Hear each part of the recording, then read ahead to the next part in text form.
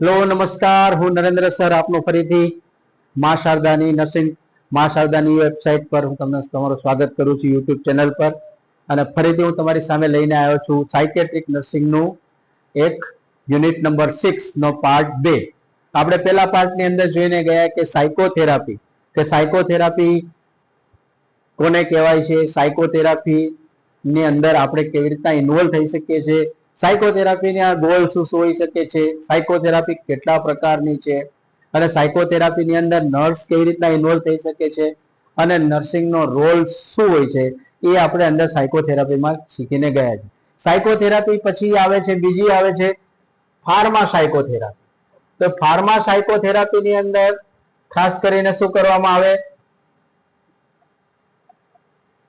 Pharma એટલે medicine કે જેમાં મેન્ટલ ઇલનેસ થી સફર થતા પેશન્ટ હોય એને વન ટાઈપની એક ફાર્માકોલોજી કે જે ડ્રગ્સ કે જેની અંદર ડ્રગ્સ નો યુઝ કરવામાં આવે, ડ્રગ્સ કે જેમાં ઇન્જેક્શન પણ હોઈ શકે, ઓરલી પણ હોઈ શકે, એ દવાઓનો ઉપયોગ કરવામાં આવે, લાંબા ગાળા સુધી એને ઉપયોગ કરતા હોય પણ છતાં પેશન્ટ છે એના મેન્ટલ ઇલનેસ માંથી બહાર આવતો નથી અને પેશન્ટ ધીમે ધીમે રાઉડી થતો જાય એટલે એ કોઈ જગ્યા પર એક સાથે બેસી ના શકે, ઉગ્ર થઈ જાય, કોઈની પર હુમલા કરી દે અને એને કઈ ખબર નથી હોતું, પોતાના કપડા કાઢી નાખે, પોતાનું ટોયલેટ બાથરૂમ યા કરી નાખે, ગમે તે વસ્તુ કોઈ પણ એની દૈનિક ક્રિયા પર કોઈ કંટ્રોલ રહેતો નથી. એટલે કે એની માઇન્ડની સાયકોલોજી પર કોઈ જાતનો કંટ્રોલ રહેતો નથી. એને એ પણ ખબર નથી હોતી કે હું કોણ છું તો સામેવાળા કોણ છે એને પણ એ ઓળખી શકતો નથી, દવાઓ ચાલુ હોવા છતાં. એટલે એવા વ્યક્તિને પછી શું કરવામાં આવે તો એની અંદર એક જ થેરાપી ઉપયોગ કરવામાં આવે છે, એને કહેવામાં આવે છે ECT. ECT મીન્સ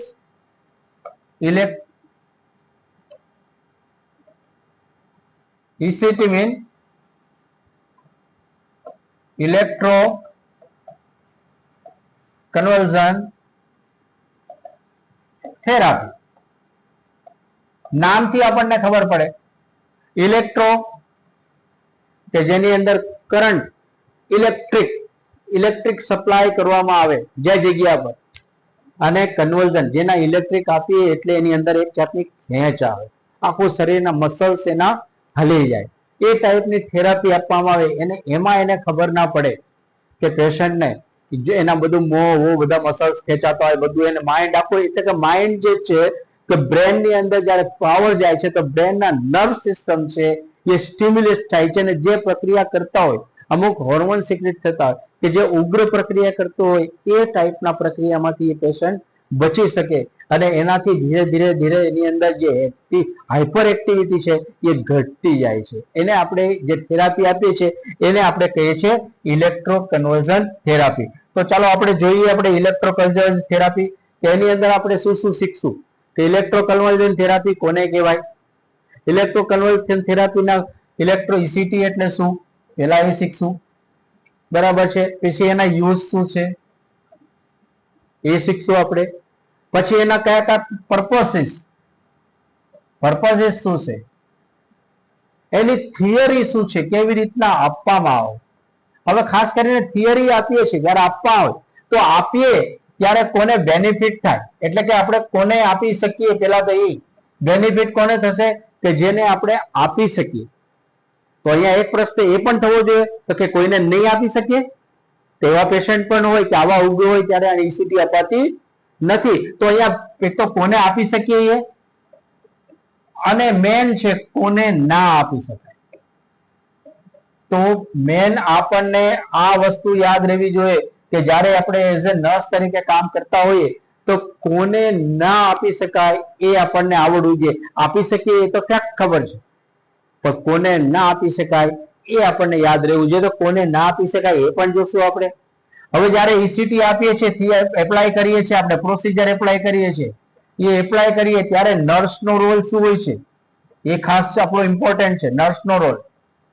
નર્સનો રોલ શું છે એ ઇમ્પોર્ટન્ટ છે. આપતા પહેલા,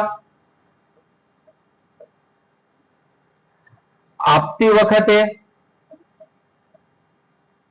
અને આપ્યા બાદ. એટલે શું થયું કે બિફોર પ્રોસિજર આપતા પહેલા બિફોર એક્ટ ઈસીટી નર્સ નો રોલ શું છે, ડ્યુરિંગ આપીએ છે ડ્યુરિંગ એટલે કે કન્ટિન્યુઅસ પ્રોસિજર ત્યારે નર્સ નો રોલ શું છે, અને આફ્ટર મેન આ છે આફ્ટર કેર આફ્ટર ઈસીટી નર્સ નો રોલ શું છે. આ ત્રણ આટલું આપણને જો ઈસીટી ને જાય તો ઈસીટી તમે ઘણી વાર શું થાય છે કે આપણે ક્વેશ્ચન આપણને પૂછાતું હોય છે શેમાં પેપરની અંદર કે ઈસીટી વિશે લખો અને ઈસીટી માં નર્સ નો રોલ લખો. આ દર વખતે આ પેપર પ્રશ્ન પૂછાય છે અને પૂછાય છે. એટલે આજે જે તમે વિડીયોમાં સાંભળશો કે ઈસીટી તેમાંથી તમારા જે બી કન્ફ્યુઝન છે એ દૂર થઈ જશે અને બહુ સારી રીતે આપણે એક નર્સિંગ સ્ટુડન્ટ્સને ઈસીટી વિશે કેટલું નોલેજ હોવું જોઈએ એ આપણે આજે અહીંયા લેક્ચરમાં જોશું. જો આટલું તમે સાંભળી લેશો, એટલું તમે યાદ રાખી લેશો અને એટલું તમે જો તમારી બુક્સમાં કંડારી શકો અથવા તો લખી શકો તો નો ડાઉટ કે તમને એની અંદર સાયકેટ્રિક ની અંદર તમારા એમાંથી 7 થી 10 માર્ક ક્યાંય ગયા નથી. આમાં કોઈ બીજું કઈ શીખવા જેવું નથી, પણ આપણને આખું પ્રોસિજર છે એ આપણે આવડવું જોઈએ. ઓકે, તો ચાલો આપણે જોઈએ આપણે ઈસીટી એટલે શું.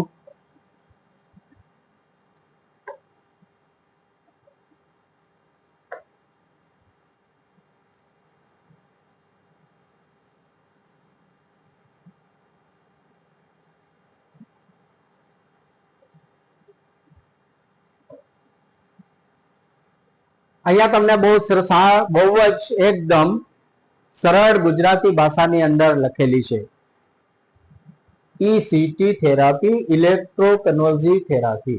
ઈસીટી ઇલેક્ટ્રોકન્વલ્સિવ થેરાપી એક એવી માનસિક પદ્ધતિ, it's a one type of mental procedure કે માનસિક પ્રોસિજર છે જેની અંદર નિયંત્રિત કંટ્રોલ્ડ ઇલેક્ટ્રિક પાવર શું આપવામાં આવે છે, કંટ્રોલ. એની અંદર જૂલમાં આપવામાં આવે પાવર. કેમાં આપવામાં જૂલ. એક તમે જગ્યાએ તમે કદાચ સ્ટેબિલાઇઝર જોયું હશે તો એની અંદર એવો ચકેડા હોય છે, એની અંદર ચકેડા ફેરવે તો જૂલ ફિટ થાય. તો જૂલ ની અંદર કંટ્રોલ લગજ એક નિયંત્રિત, એમાં અનકંટ્રોલ પાવર નહીં હોય. પાવર કેવો હશે, કંટ્રોલ કરવામાં આવે. ડોક્ટરને ખબર હોય કે કેટલો એને પાવર આપવાનો હોય. તો એની અંદર આપણે ખાસ કરીને બતાવવામાં આવે છે, આપવામાં આવે તો કેટલો પાવર હોવો જોઈએ, કંટ્રોલ અહીંયા લખ્યું છે. એટલે કેમ કંટ્રોલ, કેમ કે એટલા કંટ્રોલ એટલા માટે કે વધારે પાવર પણ બોડીમાં જતો રહેવો જોઈએ નહીં. જો કોઈને આ એક તો શોક પદ્ધતિ છે, કરંટ આપવાની પદ્ધતિ. અહીંયા લખ્યું છે ઇલેક્ટ્રિક કરંટ. કરંટ જ એમ ઇલેક્ટ્રો આપણે ઈસીટી એમ યાદ રાખે તો સી ફોર કન્વલ્સિવ છે, પણ આપણે સી ફોર કરંટ યાદ રાખવાનું કે કરંટ આપે છે. તો ઇલેક્ટ્રિક કરંટ એની અંદર આપવામાં આવે. એટલે કરંટ જો એમ તો જોવા જાવ તો આપણે ડોમેસ્ટિક ઘરની અંદર 450 વોલ્ટ નો કરંટ આવતો હોય, આપણે 220 વોલ્ટ નો કરંટ આવતા, આપણું બોડી તો 10 થી 15 વોલ્ટ જ કરંટ સ્વીકારી શકે. જો વધારે એમાં કરંટ જાય તો બોડીની અંદર રપ્ચર થઈ જાય, બોડીમાં બ્લીડિંગ થઈ જાય. તો એવી રીતના જો બ્રેન ની અંદર કરંટ, અહીંયા ટેમ્પરલ બોન ની અંદર આપણે એક રોડ રાખવામાં આવે છે. અહીંયા ટેમ્પરલ સાઇડ છે, અહીંયા દેખાય છે. તો આ ટેમ્પરલ બોન છે, બંને બાજુ ઇલેક્ટ્રિક લોડ લગાવવામાં આવે છે, બાયલેટરલ, જેને કે બે બાજુ. ઘણામાં વન ટાઈપ, કેટલા ટાઈપ આપણે આગળ જોશું ટાઈપ્સમાં. તો એની અંદર એ ખાસ એમાં કરંટ પસાર કરવામાં આવે છે. અહીંયા ઇલેક્ટ્રિક કરંટ જે બ્રેનમાં ટેમ્પરલ લોબની ઉપર આપવામાં આવે છે, અને એ પણ કેટલો આપવામાં આવે છે, ખૂબ જ સેકન્ડ માટે, બહુ ઓછા સમય, સેકન્ડ સુધી. અને એની અંદર જયારે કરંટ આપે એટલે ઝાટકો લાગે. શું લાગશે, ઝાટકો. એટલે આપણે એને ઝાટકો લાગે, આમ બોડી આમાં થઈ જાય, એટલે એને સીઝર કહેવાય. શું કહેવાય, સીઝર. એટલે ત્યારે ઘણીવાર પેશન્ટને જયારે બે પગ પકડી રાખે છે, હાથ પકડી રાખે છે, મોઢાની અંદર કપડાનો મોઢામાં જોમાં ફસાયેલું હોય છે, કાનની અંદર રૂ લગાવેલું હોય છે. આ બધી ટેક કેર આપણે, તમે નર્સિંગ રોલ આવશે એટલે એની અંદર જોશો તો એક બહુ મોટું સીઝર ઉત્પન્ન થાય છે કે જેને ઝટકો વાગે છે એટલે એને સીઝર ઉત્પન્ન થાય છે. અને સીઝર ઉત્પન્ન થાય તો એની અંદર બ્રેન ની અંદર, ક્યાં, બ્રેનમાં નર્વસ સિસ્ટમ સ્ટિમ્યુલેટ થાય. એનાથી નર્વસ સિસ્ટમ એકદમ સ્ટિમ્યુલેટ થાય છે. નર્વસ સિસ્ટમ સ્ટિમ્યુલેટ થાય એટલે નર્વસ સિસ્ટમ સ્ટિમ્યુલેટ થશે એટલે જે એનું એક છે, જે અત્યારે જે ઇલેક્ટ્રિસિટી આપતા પહેલા જે એનું એક્ટિંગ કરતો હતો, કે જે ગુસ્સો કરતો હતો, જે હાઇપર એક્ટિવિટી હતી, કે જે એને કોઈને ઓળખતો નતો કે કોઈ બધાને તો ઓળખવાની વાત તો અલગ છે, પણ જે એની હાઇપર એક્ટિવિટી હતી એ એકદમ અહીંયા ઝીરો થઈ જાય છે અને એકદમ સિઝર આવીને પેશન્ટ એકદમ ઠંડો થઈને પડ્યો રહે છે. એટલે ધીરે ધીરે ધીરે નર્વ્સ પછી શાંત પડે છે, તરત દર્દી તરત ભાનમાં બી આવે છે અને પછી દર્દી પહેલા જેવું બિહેવ કરતો એ બિહેવ ની અંદર ઘણો બધો ફરક પડે છે. અને આ જે પ્રોસેસ કરવામાં આવે છે કે જેની અંદર એક controlled electricity power supply in temporal bone by the machine in the patient and then produce the seizure, અને એ આપણે પદ્ધતિને આપણે કહીએ છીએ ઇલેક્ટ્રો કન્વર્ઝન થેરાપી. તો ઇલેક્ટ્રો કન્વર્ઝન થેરાપી છે વ્યાખ્યા ડેફિનેશન બહુ જ સહેલી છે કે આપણે શીખીએ કે ઇલેક્ટ્રિક કરંટ પસાર કરીને જે આપવામાં આવે છે એને આપણે ઇલેક્ટ્રો કન્વર્ઝન થેરાપી કહે, અને કન્વર્ઝન એટલે કે સીઝર એની અંદર ઊભું થાય છે. તો અહીંયા જોઈ ગયા આપણે, તો આ ઇલેક્ટ્રો એની ડેફિનેશન જોઈ. હવે ખાસ કરીને આપણે જોઈએ છે એના ઉપયોગ, પર્પઝિસ, બરાબર છે. તો એના પર્પઝિસ શું હોઈ શકે? તો પર્પઝિસ હંમેશા ખબર હોય કે પર્પઝ શું હોઈ શકે કે ભાઈ જે પેશન્ટ છે, જે પેશન્ટ હાઇપર છે, એની તકલીફ છે, એને તમે જો એની અંદર બતાવવામાં આવ્યું છે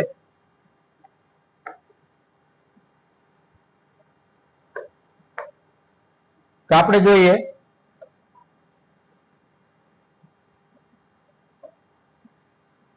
ગંભીર ડિપ્રેશન એટલે કે એ કેવું હશે?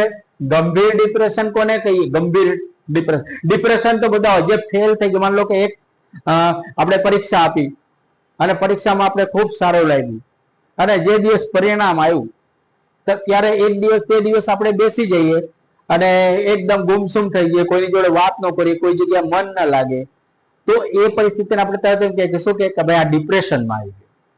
પણ અહીંયા સિરિયસ ડિપ્રેશન, સિરિયસ ડિપ્રેશન એટલે કે એવી કન્ડિશન કે દર્દી ખૂણામાં પડ્યો રહે, એને કોઈ દુનિયાની કોઈ પડી ના હોય અને એક જ વિચાર આવતો હોય. એને શેનો આવતો હોય?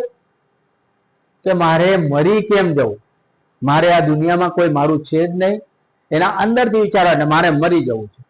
બીજો વિચાર એને શું આવે કે હું કોઈને મારી નાખું, કોઈનાથી ડરું છું અને કોઈને પર એટેક કરું, એ વિચાર આવે, બરાબર છે. પછી બીજો કે જ્યારે એટલે વિચારો, એટલે આવા વિચારો આવતા હોય ને એ વિચારોને આપણે ખાસ કરીને ઘટાડવા. આ ઉદ્દેશ્યની વાત કરું છું, મેં પેલું વાત પર્પઝ કે આવા જ્યારે આત્મહત્યાના વિચારો આવતા હોય, કોઈને પર એટેક કરવાના વિચાર આવતા હોય, એને આપણે રિડ્યુસ કરવા માટે. ત્રીજી વસ્તુ છે કે જ્યારે મેં તમને પેલા જ વાત કરી કે ફાર્માસાઇકોલોજીથી લાભ ન થાય, અહીં લખ્યું છે દવાઓથી લાભ ન થાય. દવાઓ જ્યારે આપીએ છીએ ને પેશન્ટને કોઈ જાતનો લાભ થતો નથી, ત્યારે આને વિકલ્પ તરીકે ઉપયોગ કરી. હવે જે પેશન્ટ છે હાઇપર એક્ટિવ હોય, દાખલા તરીકે એક અત્યારે નવી થેરાપી આવી છે કે જે પેશન્ટ ખૂબ હાઇપર એક્ટિવ ક્યારે થાય કે એની અંદર બહુ બધી એનર્જી હોય. હવે બીજો વિકલ્પ એવું શોધવામાં આવે કે જો એની અંદર એનર્જી લોસ થઈ જાય તો એને શું કરવામાં આવે? તો એને શું કરીએ છીએ કે ઇન્સ્યુલિન થેરાપી આપીએ. એને ઇન્સ્યુલિન થેરાપી આપીએ તો શું થાય કે એની અંદર ગ્લુકોઝનું પ્રમાણ ઓછું થઈ જાય અને જે એની હાઇપર એક્ટિવિટી મોડ હોય એ કેવું થઈ જશે? હાઇપો, ઓછું થઈ જશે. પણ એનાથી એક નુકસાન શું કે પેશન્ટ છે એ ઉદાસીન રહેશે, કોઈ એક્ટિવિટી કરી શકતો કરવામાં એટલી ઉદાસીન હોય કે કોઈ એક્ટિવિટી બહુ એકદમ કરી શકતો નથી. પણ આની અંદર શું થાય? ઇલેક્ટ્રિક કન્વર્ઝન થેરાપીમાં એની અંદર નર્વ સ્ટિમ્યુલેશન થાય છે, એમાં કોઈ ગ્લુકોઝ રિડ્યુસ થતું નથી. પણ ઘણા લોકો એમ કે ઘણા એમાં પેશન્ટના સગાવીઓ, કારણ કે આપણે જ્યારે ઈસીટી કોઈને આપવાનું હોય તો એક એવી પદ્ધતિમાંથી પસાર થઈએ છીએ કે ઇટ્સ અ ડેન્જરસ. એની અંદર કોઈ ફ્રેક્ચર પણ થઈ શકે, બહુ ઉંમરવાળા હોય તો. ઘણીવાર એમાં બ્લડ સપ્લાય, બ્રેન હેમરેજ પણ થઈ શકે. ઘણીવાર જો આપણે ધ્યાન ન રાખીએ તો હેડ ઇન્જરી પણ થઈ શકે. તો એવી બધી ઇન્જરી થાય છે એટલે આપણે એને કન્સન્ટ લઈએ છીએ પેશન્ટને અને દર્દીના સગાને સમજાવીએ છીએ કે તમારે ઈસીટી એમને આપવાનું છે, તમે સહમત છો કે નહીં? તો ઘણીવાર દર્દીના સગા ના પાડે કે અમારે નથી દેવી, ત્યારે આ થેરાપીનો પણ ઉપયોગ કરવામાં આવે છે. તો અહીંયા જે છે કે આને જોઈએ છે કે આને આપણે એનો દવાઓથી લાભ ન થાય ત્યારે થાય છે, અને બીજું વસ્તુ છે કે તાત્કાલિક માનસિક સ્થિરતા. મેં તમને શું કીધું કે હાઇપર એક્ટિવિટી હશે, ત્યાંથી પેશન્ટ કેવો થઈ જશે? સ્ટેબલ થઈ જશે. એ પછી આગળ કોઈ બીજી એક્ટિવિટી કરશે નહીં અને એને વિચાર છે એ પણ અટકી જશે, બીજા કોઈ વિચારો આવશે નહીં. તો આ પર્પઝ ઉદ્દેશ છે આપણા, બરાબર છે. શું શું? પહેલામાં પેલું કે ડિપ્રેશન માંથી ઘટાડવું, એને સુસાઇડ એટેમ્પ્ટ આવતા હોય એને ઘટાડવા, હાઇપર એક્ટિવિટી ઘટાડવી, અને દવાઓથી લાભ ન થાય તો આ થેરપીનો ઉપયોગ કરવામાં આવે છે. ઇન્ડિકેશન કોને આપીએ? તમને આ ઉપરના જે ઉદ્દેશ છે ખબર પડી જાય તો ઇન્ડિકેશન આવડી જાય. કોને આપીએ? ભાઈ ગંભીર ડિપ્રેશન થી પીડાતો હોય એને, આત્મહત્યાના વિચાર આવતા હોય એને, દવાઓથી લાભ ન થતું હોય એને, અને ચોથું માનસિક સ્થિર હોય નહીં હોય એને. તો અહીંયા આ ઇન્ડિકેશન છે, લખ્યું જ છે અહીંયા તમને. સ્કિઝોફ્રેનિયા પેશન્ટ, કેટાટોનિયા, સ્કિઝોફ્રેનિયા, કેટાટોનિયા અને મેનિયા વાળા પેશન્ટ, બરાબર છે. આ પેશન્ટ કેવા હોય? પેનિક હોય. કેવા હોય છે? Panic, catatonic disorder. સ્કિઝોફ્રેનિયા વાળા પેશન્ટ બધા કેવા હોય? જો સ્કિઝોફ્રેનિયા અધર લેવલ પર હોય, સ્કિઝોફ્રેનિયાના એટેક વધારે આવતા હોય, ત્યારે એવા પેશન્ટને હંમેશા ECT આપવામાં આવે છે. તો આ એના ઇન્ડિકેશન છે. ત્યાર પછી આપણે આગળ જોઈએ કે કોને આપણે નહીં આપી શકીએ. મેન જે પેલા વાત કરી તમને કે કોને આપણે નહીં આપી શકીએ, તો જોઈએ આગળ આપણે કોને નહીં આપી શકીએ. કોન્ટ્રા ઇન્ડિકેશન એટલે કોને ના આપી શકાય.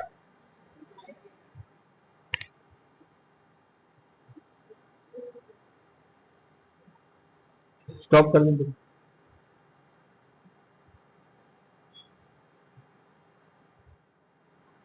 હવે આપણે આગળ જોઈએ. મેં તમને પેલા કીધું કોને આપી શકાય એ બહુ ઈઝી છે. ડોક્ટર લખી દે કે sister please prepare the patient for ECT. પણ જો તમને આ યાદ ન હોય કોન્ટ્રા ઇન્ડિકેશન, અને જો તમે એને ભૂલથી તમે આપી દીધી, તો કોન્ટ્રા ઇન્ડિકેશન એટલે કોને ના આપી શકાય. આ બહુ ઇમ્પોર્ટન્ટ. એટલે કોને આપણે નહીં આપવાની. ક્યારે પણ તમે જયારે મેન્ટલ વોર્ડમાં હોય, તમારા પેશન્ટ, તમારી ડ્યુટીમાં કોઈ પેશન્ટ આવે, ડોક્ટર બહુ ઉતાવળમાં લખી જાય, કારણ કે સાયકેટ્રિક જોડે પેશન્ટ ડોક્ટર છે ને કામ કરતા કરતા સાયકેટ્રિક જેવા થઈ જાય. બાળકો જોડે કામ કરતો હોય ડોક્ટર તો બાળક જેવું થઈ જાય. સર્જન જોડે કામ કરતો હોય તો ડોક્ટર આમાં જ હાથ કરતો હોય એ સર્જન જેવો થઈ જાય.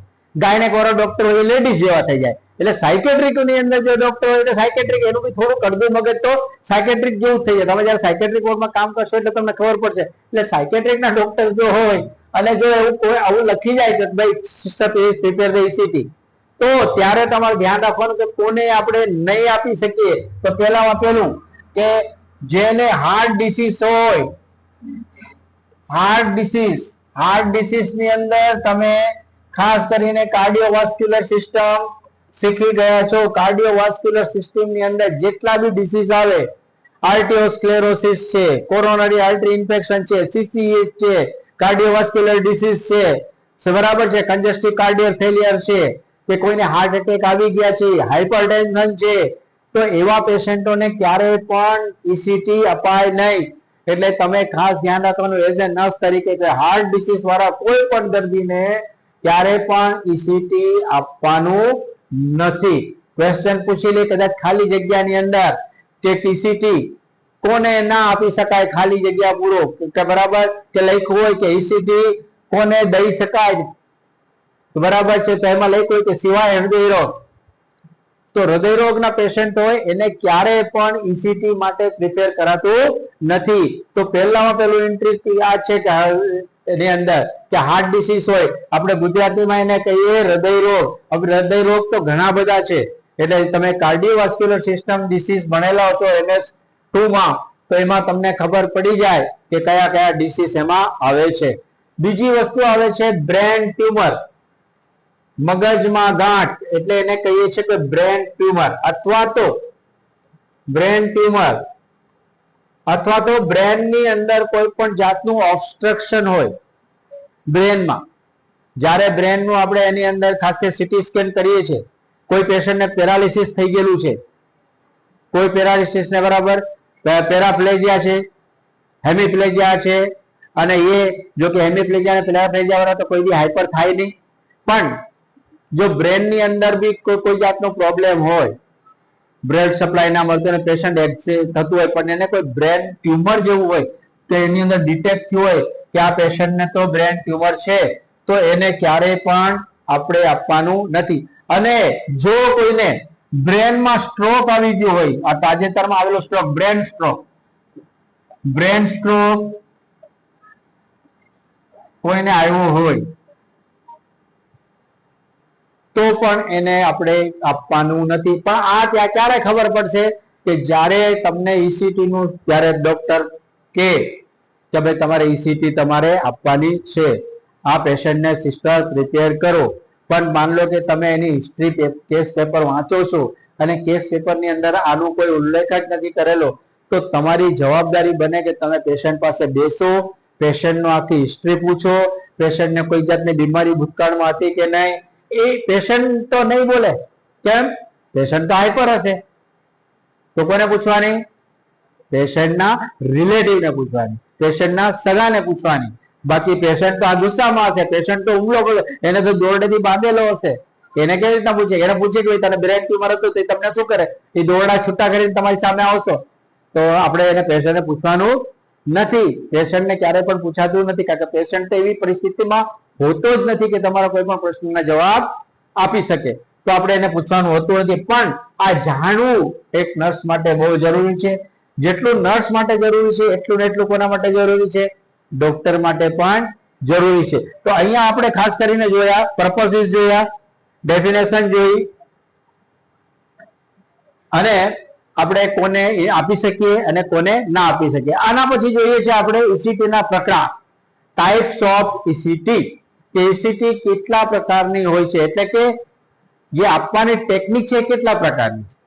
ઈસીટી કેટલા પ્રકારનું છે એટલે કરંટ અલગ અલગ નથી, પણ ઈસીટી કેટલા પ્રકારથી આપી શકાય, દર્દીને કેટલા પ્રકારથી આપી શકાય.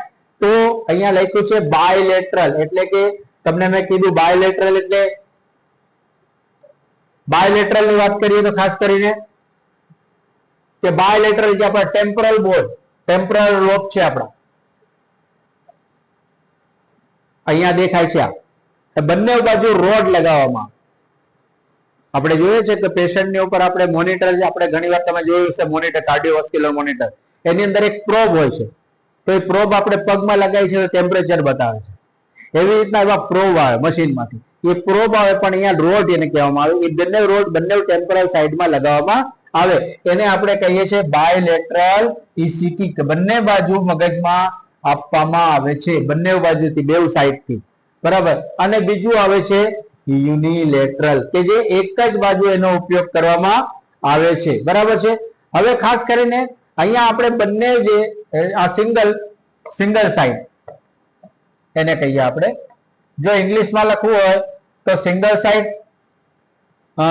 યુનિલેટરલ ઈસીટી, અને યુનિલેટરલ એટલે સિંગલ સાઈડ થઈ, બાયલેટરલ એટલે બંને બાજુથી. તો એના આ તો છે ઇંગ્લિશમાં જ છે બાયલેટરલ, એટલે બાયલેટરલ. આ છે યુનિલેટરલ. લેટરલ એટલે પડખું, શું કહેવાય એને? પડખું એટલે ડાબી પડખું, બંને બાજુ પડખું. તો આ બંને આપણે ડાયલેટરલ કે યુનિલેટરલ આપણે જોઈએ છે. હવે આપણે ખાસ કરીને એની ડેફિનેશન જોઈએ આપણે, અને કેવી રીતે અપાય છે એ જોઈએ આપણે, બરાબર છે. તો બાયલેટરલ ઈસીટી લખ્યું છે અહીંયા, બાયલેટરલ ઈસીટી અહીંયા લખેલું જ છે, તમે જો ગુજરાતીમાં લખેલું છે. એકચ્યુઅલી ગુજરાતીમાં આપણે કરીએ છીએ એને, તો ગુજરાતીની અંદર જોઈએ બાયલેટરલ. અહીંયા લખ્યું છે કે ઇલેક્ટ્રોડ, જે પેલા જ વાત કરી તમને કે રોડ અહીંયા બે આવે છે, લોબ જેને કહીએ આપણે, મગજની બંને બાજુ રાઈટ અને લેફ્ટ સાઈડ, રાઈટ અને લેફ્ટ સાઈડ ટેમ્પોરલ લોબ પર રાખવામાં આવે. આ દાખલા તરીકે આપણું મોઢું હોય છે, તો અહીંયા કાન હોય છે, અહીંયા કાન હોય છે, તો અહીંયા આપણે જે આવેલું છે એક અહીંયા રાખે અને એક અહીંયા રાખે, તો આ ચિત્ર આપણે જોઈ શકીએ છીએ, બરાબર છે. આ તો બાયલેટરલ થયું છે, એટલે એને આપણે કહીએ છીએ કે એને મૂકવામાં આવે છે. ત્યાર પછી કેવી રીતના આપવામાં આવે છે? આ લખ્યું છે જો ઇલેક્ટ્રોડ બંને ટેમ્પરલ એરિયાની ઉપર મૂકવામાં આવે છે અને વીજ પ્રવાહ બંને હેમિસ્ફિયર, આ જે રોડ હોય છે એને હેમિસ્ફિયર કહેવામાં આવે છે, તો માંથી પસાર થાય છે અને વધવું અને ઝડપી અસર કરે છે. એની સાથે વાયર કનેક્ટેડ હોય, હેમિસ્ફિયર રોડ લગાવેલી હોય, બરાબર છે, એનું પાર્ટ છે. એ પાર્ટની અંદર ઇલેક્ટ્રિક નો ઝટકો એક બટન આમ એક જ સેકન્ડ ફેરવવા અને બંધ કરી દેવામાં, બરાબર. હવે તો ઓટો કટ મશીન આવી ગયા છે કે ખાલી સ્વિચ પાડી દેવાની એટલે ઓટો કટ મશીન થઈ જાય, એટલે સિંગલ વારમાં એને 140 જૂલ જેટલો પાવર આપવામાં આવે છે અને એ પાવર આપીએ એટલે તરત જ એનો કટ થઈ જાય છે. તો અહીંયા તો બાયોલેટરલ જે છે આપણે કેવી રીતના આપવામાં આવે છે, ટેમ્પોરલ લોબ પર મૂકીને એને કરવામાં આવે છે. હવે એને આપણે ખાસ કરીને આગળ જોઈએ કે એનો ઉપયોગ અને એના લાભો તથા ગેરલાભ શું છે એ આપણે જોઈએ. આપણે ખાસ કરી તો એના ઉપયોગ જોઈએ. તો ઉપયોગ કોને આપવામાં આવે, પેલા જ આપણે જે ઉપયોગ હતા, હાઇપર એક્ટ કરતા હોય, આત્મહત્યાના જ વિચાર આવતા હોય, કેટાટોનિયા હોય, દવાની અસર ના થતી હોય અને સિવિયર ડિપ્રેશનમાં હોય, પેશન્ટ બહુ જ ઉગ્ર હોય, પેશન્ટ એવો ઉગ્ર હોય કે બસ મરી જવું છે કે મારી નાખવું છે એવા જ વિચાર આવતા અને હંમેશા એટેક કરતા હોય, એવા પેશન્ટની ઉપર આપવામાં આવે છે. એનાથી લાભ શું થશે, તો લાભ થશે કે ઝડપથી પરિણામ આપે, એટલે કે ઇન્સ્ટન્ટ રિએક્શન, ઇન્સ્ટન્ટ એને તરત જ સારું થઈ જશે, એટલે કે તરત જ એનું આપણને જોવા મળશે કે ઝડપથી પરિણામ, એટલે કે તરત ઇન્સ્ટન્ટ રિઝલ્ટ, ઇન્સ્ટન્ટ રિઝલ્ટ જોવા મળે. પેશન્ટને જેવો ઝાટકો આપ્યો પેશન્ટ એકદમ શિથિલ અવસ્થામાં પડી જશે.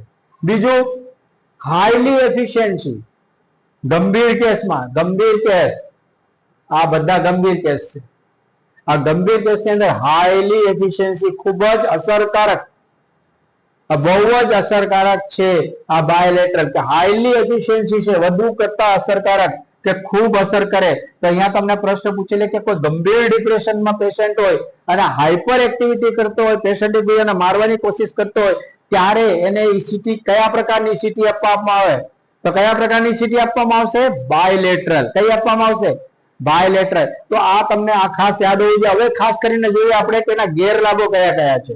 તો ગેરલાભો જોઈએ આપણે કે એનાથી નુકસાન શું છે. કારણ કે કરંટ એકદમ જાશે, પેશન્ટ એકદમ બેભાન થઈ જશે અને અવાચક બની જાય. કેવું બની જાય, અવાચક. એવા ટાઈમની અંદર એની જે મેમરી છે, ટેમ્પરરી મેમરી શું થશે, ખોવાઈ જાય છે, લોસ થઈ જાય. ટેમ્પરરી મેમરી લોસ થવાની શક્યતા રહે છે, બરાબર. બીજું કન્ફ્યુઝ થઈ જાય, એ ખબર પડે કે હું ક્યાં છું, કઈ જગ્યાએ પડ્યો છું, આ બધા કોણ આવી ગયા છે, મને શું કરી નાખ્યું, મને મારી તો નહીં નાખ્યો, એવું હોઈ શકે. અને એનાથી પણ સાઈડ ઇફેક્ટ થઈ શકે છે. એટલા માટે બહુ જ એને ઘણીવાર બહુ ઓછો ઉપયોગ કરતા હોય છે, અને ઓછો ઉપયોગ કરતા હોય છે એટલે કે બહુ જ જ્યારે જરૂર પડે ત્યારે જ આ બાયોલેટરલ ઈસીટી નો ઉપયોગ કરવામાં આવે છે. મોસ્ટલી અત્યારે યુનિલેટરલ ઈસીટી નો ઉપયોગ કરવામાં આવે છે. તો આ એના સાઈડ ઇફેક્ટ આપણે જોઈએ. હવે જોઈએ આપણે ખાસ કરીને કે યુનિલેટરલ કોને કહેવામાં આવે છે. તો સેમ વસ્તુ યુનિલેટરલ કોને કહી, વ્યાખ્યા આપી છે કે એક બાજુના ટેમ્પોરલ લોબ પર મગજની માત્ર એક બાજુ, કઈ બાજુ મૂકવામાં આવે છે, એક જ સાઈડ, વન સાઈડ મૂકવામાં આવે છે. મગજની માત્ર એક બાજુ, વન સાઈડ, કોઈ પણ રાઈટ હોય કે લેફ્ટ હોય, એવું નથી કે એક બાજુ. પણ પ્રોબેબલી આપણે ડાબા પડકે સુતા હોઈએ છીએ. ક્યારે કઈ બાજુ સુતા હોઈએ છીએ આપણે, હંમેશા ડાબા પડકે સુતા હોય. તો હંમેશા એને છે ને જમણી બાજુનું ટેમ્પોરલ લોબ આપણી બાજુ હોય તો ત્યારે ક્યાં મૂકવામાં આવે, જમણી બાજુ. ત્યારે આ મોસ્ટ પ્રોબેબલી એનો ઉપયોગ કરવામાં આવે છે. કેવી રીતના, સેમ ટુ સેમ વસ્તુ, એક ઇલેક્ટ્રોડ મૂકી દેવામાં આવે અને મૂકી દીધા પછી ઇલેક્ટ્રોડ ટેમ્પોરલ લોબ પર ટેમ્પોરલ એરિયામાં, કે ટેમ્પોરલ લોબ એને કહીએ, અહીંયા મૂકી દેવામાં આવે અને અહીંયા આપણે એની ઉપર કરંટ પસાર કરવામાં આવે છે. અને જેવું સીઝર બાયોલેટરમાં જેટલું આવે છે એના કરતા થોડું ઓછું આવે છે, તો પેશન્ટને સીઝર તો આવે છે, એટલે કે ઝાટકો તો લાગે છે. ત્યાર પછી આપણે એના જોઈએ ઉપયોગ જોઈએ આપણે અને લાભ જોઈએ. તો બેનિફિટ્સ કયા કયા હોઈ શકે છે? બેનિફિટ્સ કયા કયા હોઈ શકે છે? તો ઉપયોગ એના ક્યાં ક્યાં કરવામાં આવે? તો કે ભાઈ મોડરેટ ડિપ્રેશન સાજો પણ નથી અને ગાંડો પણ નથી, પણ જયારે એની એક્ટિવિટી હોય એ આપણને એમ લાગે કે આ તો મેન્ટલ જેવી એક્ટિવિટી કરે છે, બરાબર. મરી ગયા હોય, કોકને વાગ્યું હોય ત્યારે ખુશીથી તાળીઓ પાડે, કોકને ખૂબ ઈજા થઈ ગઈ, કોક શોકમાં વાતાવરણમાં હોય ત્યારે રાજી થાય, અને જ્યાં હસવાનું આવે ત્યાં રડવા માંડે, મોડરેટ ડિપ્રેશનમાં આવે, બરાબર છે. એને મેમરી યાદ નથી રહેતું, મેમરી જ્યારે યાદ નથી રહેતી એવા ટાઈમની અંદર એને ખાસ કરીને આપવામાં આવે તો એને મેમરી પાવર પાછો આવે એટલા માટે, ને મોડરેટ ડિપ્રેશન માંથી બહાર કાઢવા માટે. ત્રીજી વસ્તુ કે જે વૃદ્ધ દર્દીઓ અથવા તો જે લોકોના હાડકા નબળા પડી ગયા હોય, બરાબર, પછી ઉંમરવાળા દર્દી, સ્ત્રીઓ, એની અંદર ઉપયોગ કરવામાં આવે છે. સમજી ગયા? ત્યાર પછી એના શું શું બેનિફિટ, લાભ કયા કયા, બેનિફિટ કયા કયા? તો પેલા કરતા ઊંડા કે મેમરીની ઉપર ઓછી અસર થાય. સમજી ગયા? એટલે મેમરી, તો એનું જે કન્ફ્યુઝન છે, લોસ ઓફ કોન્શિયસનેસ, કે જે વિસ્તારમાં ઝાટકો લાગ્યો છે, જે જગ્યા પર પડેલો છે, ત્યાં એને આંખ ખુલી હોય તો એને ખબર તો પડે કે આ સિસ્ટર છે, આ ડોક્ટર છે, આ મારો ભાઈ છે, આ છે, એટલે એની મેમરી ક્યારેય જતી નથી, એટલે ઓછો અસર કરે. પણ કેવું હોય, શિથિલ તરીને પડેલો હોય છે, બરાબર. કન્ફ્યુઝન ઓછી થાય, ગૂંચવણ ઓછી થાય, એટલે કન્ફ્યુઝન એકદમ ઓછું થાય, અને સેફ છે. ત્રીજી વસ્તુ શું છે? ખૂબ જ સલામત છે. અને હવે આજે એના બેનિફિટ ની અંદર જોઈએ આપણે કે કઈ શું શું ઉપયોગ કરશું, તો જે મોડરેટ ડિપ્રેશન વાળું હોય, મધ્યમ, હાજો બી નહીં ને ગાંડો બી નહીં, પણ એની જે એક્ટ છે એ કોકને નુકસાન પહોંચાડવાની હોય, એને મોડરેટ ડિપ્રેશન કહીએ. બીજી વાત કહીએ કે એની મેમરી ઓછી થતી હોય, બપોર સવારે શું જમ્યો હતો નથી યાદ, સાંજે શું જમ્યો હતો નથી યાદ, પછી એમ ડર લાગે રાખે કે આ મારી પર હુમલો કરવા જ આવ્યો છે, મને મારવા જ આવ્યો છે, આ તો મને મારી નાખશે, અને એનાથી જ પીડાતો રહેતો હોય એવા લોકોને થાય.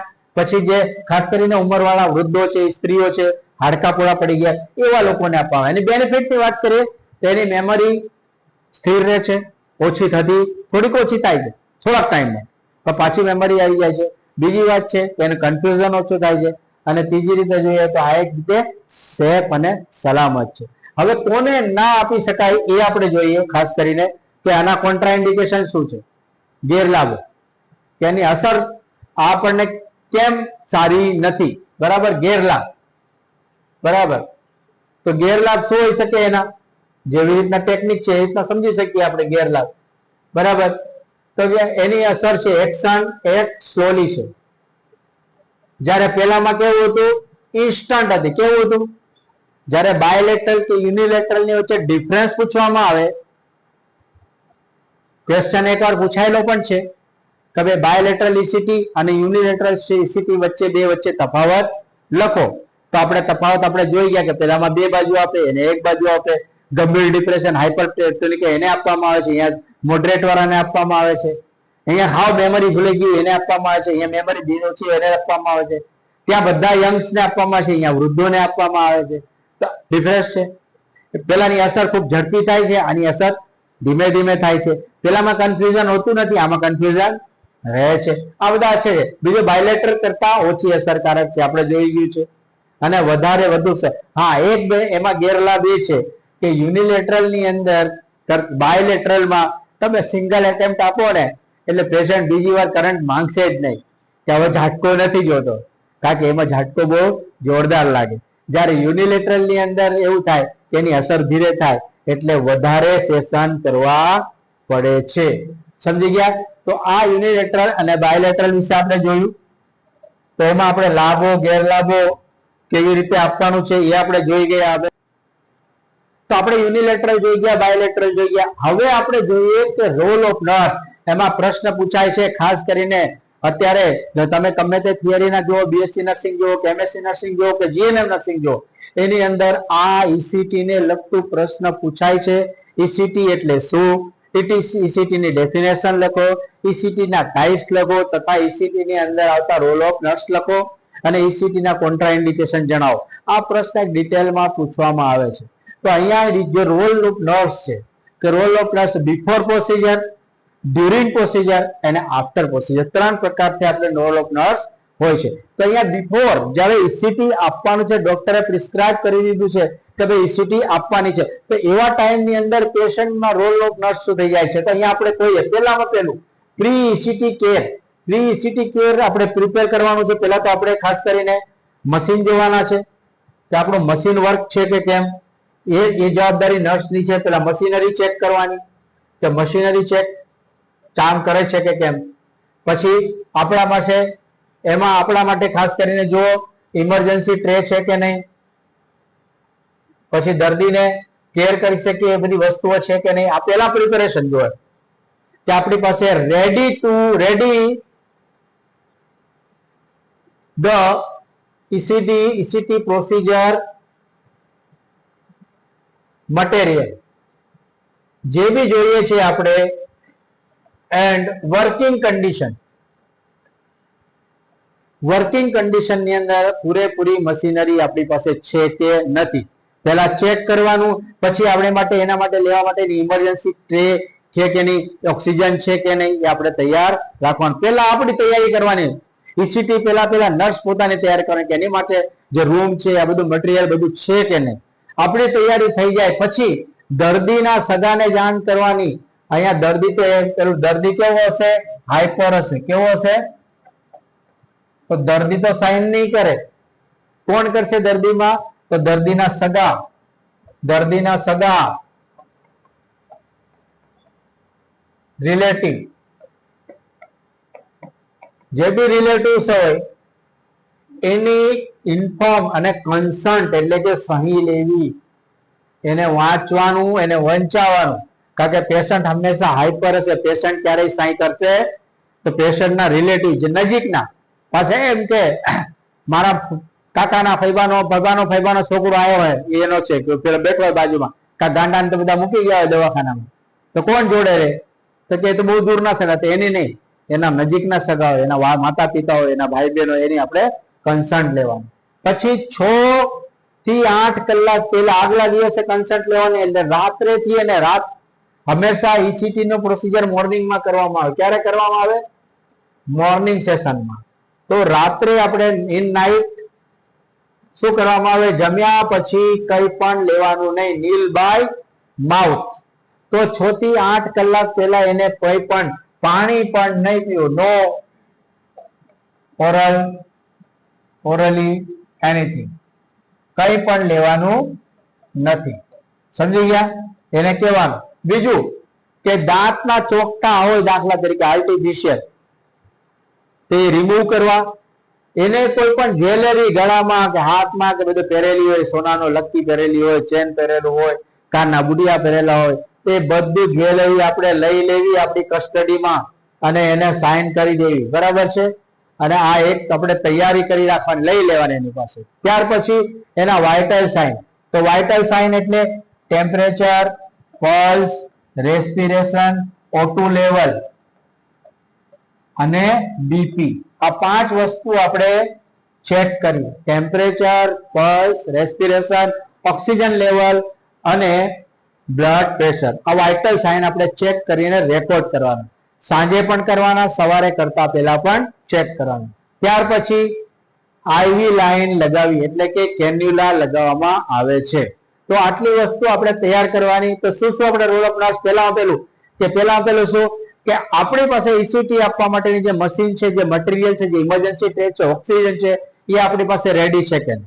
બીજી વસ્તુ વર્કિંગ કન્ડિશનમાં છે કે દર્દીને આખી રાત ઉડાઈ રાખ્યો, હવારમાં મશીન ચાલુ કર્યું, લે આમાં તો સાહેબ પાવર આવતો જ નથી થાય ને એવું, તો એવું થવું જોઈએ નહીં. વર્કિંગ કન્ડિશનમાં છે કે એ જોઈ લેવાનું. ત્યાર પછી દર્દી ના સગા ની ખાસ કરીને કન્ફર્મ સાઇન લેવાની, ઇન્ફોર્મ કરવાનું, સહી લેવાની, એને પ્રોસિજર સમજાવવાનો કે આની અંદર આ થશે, તમે સહી કરો. એટલે સહી કરશે એ. પછી એને રાત્રે જમ્યા પછી એને કઈ મોં દ્વારા કશું આપવાનું નહીં, એટલે કે NBM રાખવાનું. એટલે અહીંયા ઉપવાસ રાખવામાં એવું રાખવામાં આવ્યું, તો આપણે એમ કહીએ કે નીલ બાય માઉથ રાખવાનું. ત્યાર પછી વાઇટલ સાઇન ચેક કરી લેવાના. તો વાઇટલ સાઇનમાં શું હોય? TPR, temperature, pulse, respiration, oxygen level અને બ્લડ પ્રેશર, અને તથા આઈવી લાઈન લેવાની. અને જો એને કોઈ દાગીના કે એવું પહેરેલું હોય તો એને કઢાવી નાખવાનું. હવે આપણે જોઈએ ખાસ કરીને કે ECT આપે છે ત્યારે નર્સનો શું રોલ હોય? બરાબર છે. ECT ચાલુ હોય, ECT આપવાની શરૂ કરી ત્યારે રોલ શું? તો ECT આપવા માટે સૌથી પહેલા તો નતા આપતા, પણ હવે શું આપે છે કે પેશન્ટને બહુ વધારે પડતી પીડા ન થાય એના માટે શું આપવામાં આવે છે? General anaesthesia. પહેલા નતા આપતા પણ હવે GA આપવામાં આવે છે. એને GA કહેવામાં આવે. શું કહેવામાં આવે? જનરલ એનેસ્થેસિયા આપવામાં આવે છે. સાથે સાથે મસલ્સ ખેંચાઈ ન જાય એટલા માટે મસલ્સ રિલેક્સન્ટ ઇન્જેક્શન આપવામાં આવે. મસલ રિલેક્સન્ટ કેલ્શિયમ ગ્લુકોનેટ નામનું ઇન્જેક્શન આવે, એ આપવામાં આવે. બરાબર છે. ત્યાર પછી O2 oxygen therapy, O2 therapy જરૂર લાગે એટલે ચાલુ કરી દેવાની. ઇલેક્ટ્રોડ મજેમાં થોડા સેકન્ડ માટે જ કરંટ આપવામાં આવે છે. આ ડ્યુરિંગ આપણે જે થયું છે. બરાબર છે. ત્યાર પછી જોઈએ કે આફ્ટર ECT આપણે શું કરવાનું છે. તો આફ્ટર ECT ની અંદર જોઈએ આપણે દર્દીને સાઈડ લાઈન. કેમ સાઈડ લાઈન પોઝિશનમાં? એટલે ડાબા પડખે સુવડાવવામાં આવે. કેમ? તેના મોંમાંથી આપણે જે લગાવ્યું હોય એ કાઢી નાખવાનું. જો એમ તો જો કે આપણે જયારે ECT ની અંદર એમ તો મોંની અંદર એને ગોસ પીસ મૂકવામાં આવે છે, બે હાથ પકડી રાખવામાં આવે છે, બે પગ પકડી રાખવામાં આવે છે. બરાબર. કારણ કે જયારે કરંટ મારે એટલે ઝાટકો આવે, એટલે દર્દી જો કૂદે બહુ તો એને બીજે ઈજા થવાની શક્યતા રહે, એટલે હંમેશા પકડવામાં આવે. તો પછી એવા ટાઈમની અંદર દર્દીને ઘણીવાર સ્ટમકમાંથી ફ્લુઇડ બહાર આવતું હોય, સમજી ગયા? તો એવા ટાઈમે જયારે તરત જ આપણે ECT આપી જાય એટલે તરત જ એને લેફ્ટ લેટરલ પોઝિશનમાં આપીએ છીએ. કઈ આપીએ છીએ? Left lateral.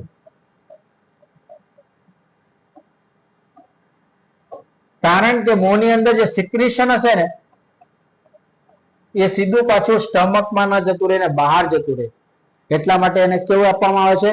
Left lateral. Side line કહેવામાં આવે, લેફ્ટ લેટરલ પોઝિશન આપવામાં આવે. ત્યાર પછી આપણે વાઇટલ સાઇન જોવાના. ફરીથી પાછું આપણે TPR, O2 અને BP ચેક કરવાનું. કન્ફ્યુઝન માટે ચેક કરવાનું. નિરીક્ષણ શું કરશું કન્ફ્યુઝન માટે? કે જયારે પેશન્ટ થોડીક વાર તો ભાનમાં જ નહીં આવે, તો થોડીક વાર ભાનમાં આવે, આંખ ખોલે ત્યારે એને આંગળી બતાવવાની, કેટલા છે, આ કેટલા છે, એટલે એની પીપલ્સ કે ફરે છે કે કેમ, એટલે એને ક્યારે કન્ફ્યુઝ. પછી ધીમે ધીમે બોલતો થશે, પછી એને આપણે વાત કરીએ કન્ફ્યુઝન માટે નિરીક્ષણ કરવાનું. અને જ્યાં સુધી ફુલ્લી કોન્શિયસ ન થઈ જાય, બરાબર, ફુલ્લી કોન્શિયસ ન થઈ જાય ત્યાં સુધી અંડર ઓબ્ઝર્વેશનમાં રાખવામાં આવે. ક્યાં રાખવામાં આવે? અંડર ઓબ્ઝર્વેશનમાં. કોની અંડર ઓબ્ઝર્વેશનમાં રાખવામાં આવે? સિસ્ટરની, નર્સની અંડર ઓબ્ઝર્વેશનમાં રાખવામાં આવે છે. અને સ્મૃતિ, મેમરી લોસ માટે એને ન થાય એના માટે આપણે સપોર્ટ કરવામાં આવે છે. તો અહીંયા આ ECT આપણે જોયું. ECT એટલે શું? ECT ની વ્યાખ્યા જોઈ આપણે, ECT નો ઉપયોગ જોયો, ECT ની પદ્ધતિ જોઈ, ECT ના ટાઈપ્સ જોયા, ECT કોને ના અપાય, કોન્ટ્રાઇન્ડિકેશન જોયું, અને કયા કેટલા પ્રકારના ECT હોય છે, યુનિલેટરલ થી શું ફાયદો છે, બાયલેટરલ થી શું ફાયદો છે, એના શું ગેરલાભ છે, તથા રોલ નો nurse, before procedure, during procedure and after procedure. તો અહીંયા સુધી આપણે જોયું અને અહીંયા આપણું ECT નું ચેપ્ટર છે એ પૂરું થાય છે. તો અહીંયા તમને બધાને ખ્યાલ જ આવી ગયો છે. પણ એક વાત મારી યાદ રાખજો કે પરીક્ષાની અંદર આ પ્રશ્ન ચોક્કસથી પૂછાશે અને પૂછાય છે. તમને કમસે કમ તો ટૂંક નોંધમાં પૂછાશે અથવા તો મોટા પેપરમાં લખાવે છે. તો જયારે તમે ECT નો આ લેક્ચર સાંભળશો તો તમને પૂરું તમને એમાંથી નોલેજ મળશે અને તમને એવું જ્ઞાન મળશે કે તમે પરીક્ષામાં લખી શકશો. જો તમને આ વિડીયો ગમે તો તમે એને લાઈક કરો અને ફીડબેક જરૂરથી આપો અને પ્રશ્ન હોય તો જરૂરથી પૂછશો. Thank you. 1 મિનિટ.